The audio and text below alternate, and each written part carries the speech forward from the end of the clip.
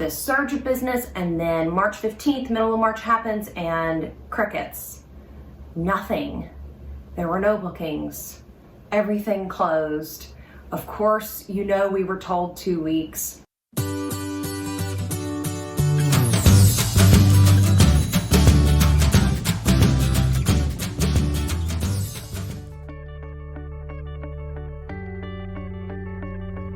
Hey friends, and thanks so much for coming back to see me again. I'm Olivia Jane, the serial mompreneur, and welcome to my living room, which also doubles as my playroom, and you'll notice the lovely toys in the corner.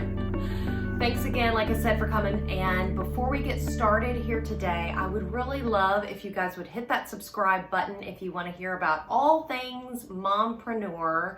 And if you like this video, give it a thumbs up and comment below. I would love to hear from you there. Today's video is going to be actually a two-part series of being a small business owner in 2020. So please be sure to tune in next week as well to hear a little bit more, the conclusion of my story of being a small business owner in the last year. As you know, it has been chaotic to say the least, and stressful, and something that I say over and over to myself, as you guys know, you've already heard me say this, is nothing good is easy, right? So I really put my mantra, nothing good is easy, to the test last year. Last year put that to the test. I will say that we felt the effects of COVID in January of 2020, before people were even talking about it here. So January of 2020, a lot of people started getting sick in China, and a lot of shoe manufacturing, the factories in China started closing. So we got really slow in New York. And in fact, I remember a friend of mine who works in the city as well, she was just having some small talk with me and said, hey, how's business? And this was back in January. And I said, it's actually really bad. We're really slow because there's this virus in China and so many people are getting sick, and shoe factories are closing. And I will never forget, she looks at me and she's like, what do you mean? What virus? She didn't know about COVID or coronavirus yet. And I remember going back home and telling Dave, hey, like, this is so bizarre. Like, people aren't even talking about this here in the United States, in the New York area yet. So fast forward to March, you guys know the story, what happens in mid-March, but we actually had a surge of business with our footwear modeling agency in New York at the beginning of March. So the first 2 weeks for March for us were really busy because everyone kind of knew what was coming mid-March, and that the city was going to close down, and they wanted all of their shoes, all of their product fit very quickly. So we got this surge of business, and then March 15th, middle of March happens, and crickets. Nothing. There were no bookings. Everything closed.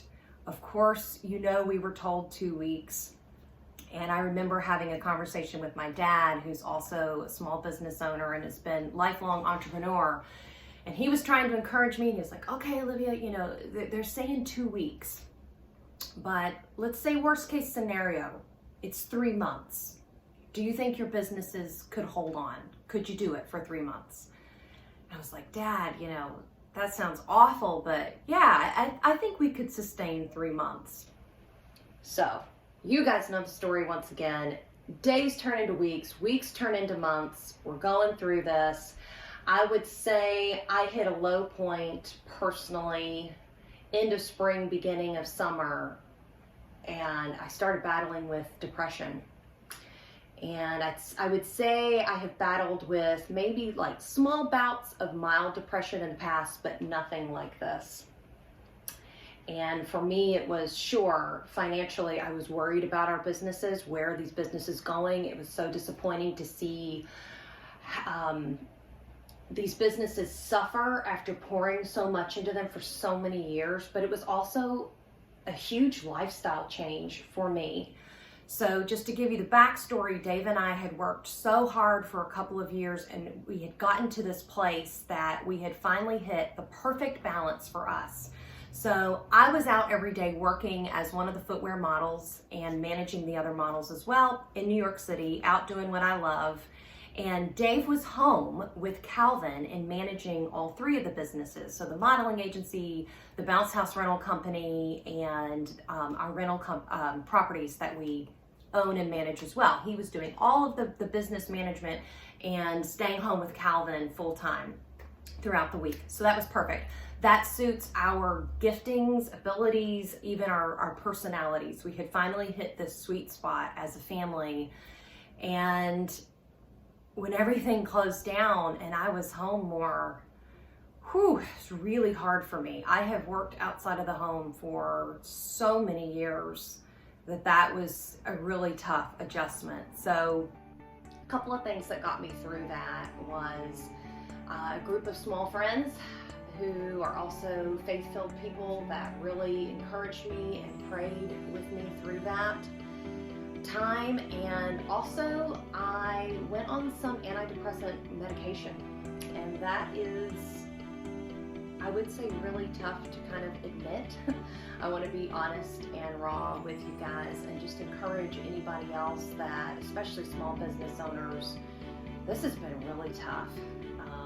This has been something, I would say, the toughest period of my life thus far, and I kind of hit a wall with it and realized, okay, my brain is an organ, like my heart or my lungs, and right now my brain is kind of sick and I need some help. So I started a low dosage of medication, and I was on that for a few months, and it really helped me. I was able to come off of that, but I'm not closing that door for perhaps a time in the future that I might need it, because I've realized that can be a great tool to get you to a better place, to help you move out of some of that depression. So I want to encourage you guys, small business owners out there, if you are struggling with depression, just know it's okay to reach out to someone, seek counseling, maybe seek medication if that's right for you, and that's a choice you'll have to make. So that's really it for today. Please be sure to tune in next week for, I would say, the lighter side of being a small business person in 2020, and some really positive, just some really great things that happened to us last year.